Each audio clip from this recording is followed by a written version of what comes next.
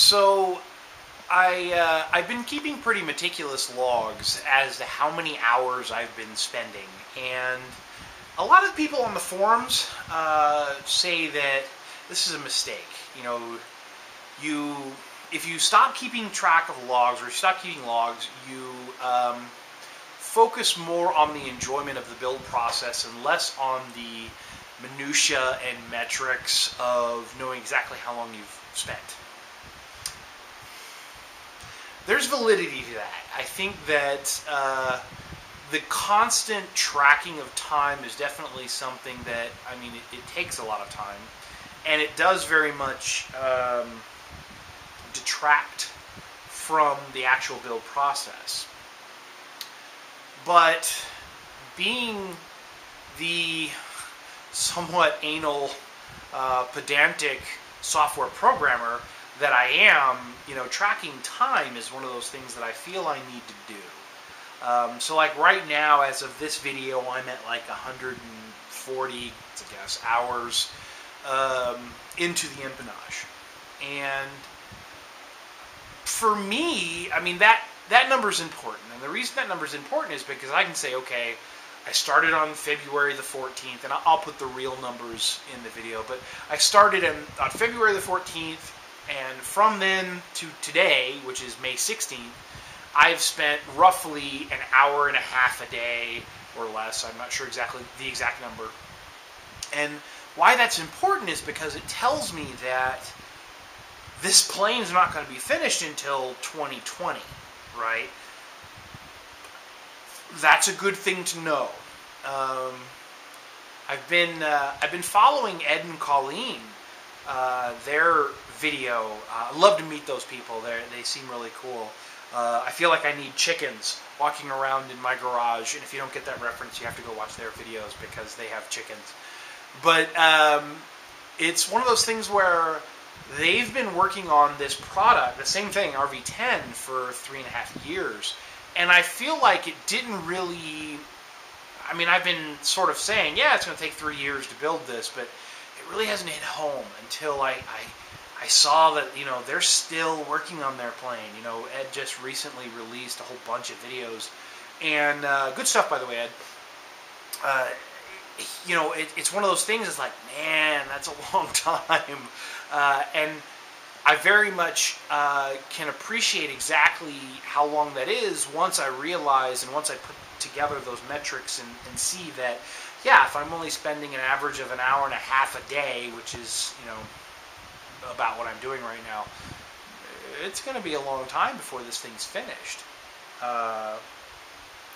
That's a bit of an eye-opener. I want to fly now. I want to be in this plane flying it around now.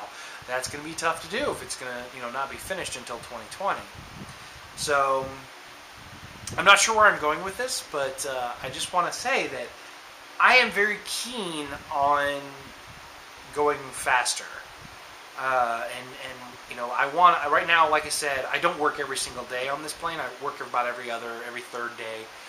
But I'll put in 2.5 to 3 hours, but it averages out to be about an hour, a little over an hour, just shy of an hour and a half a day that I'm working on the plane, especially considering some weekends like this one, I'll put in 10 hours. But it still means that my finish date, my theoretical finish date, is way far in the future. That sucks. That sucks a lot. That's depressing. I don't know.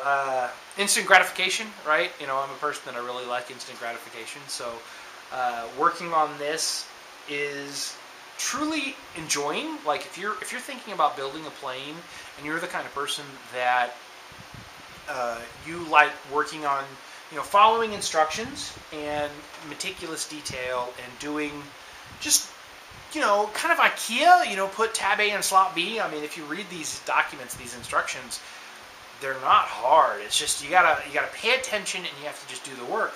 If you enjoy that sort of thing, you're gonna love building a plane. For me, I thoroughly enjoy that, and it gets me out of the house, off the computer, because software engineer, I'm always sitting in front of my computer programming. So getting me away from the computer to do something like this is great. This is exactly what I need. But still, 3 years, 4 years, it's a long time. 5 years in the case of, I think my current calculation is 5 years.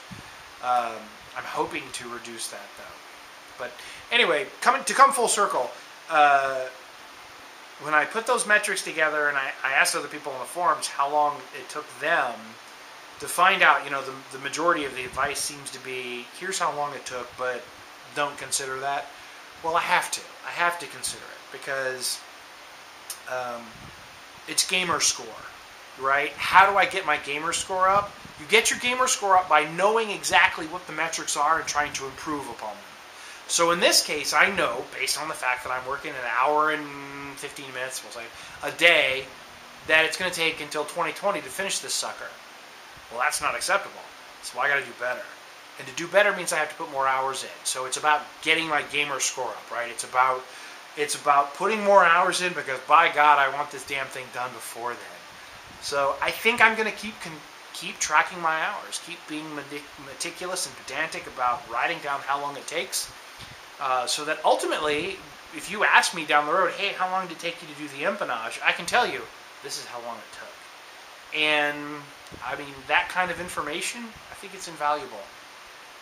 So it is a pain in the ass to track. These videos, also a pain in the ass.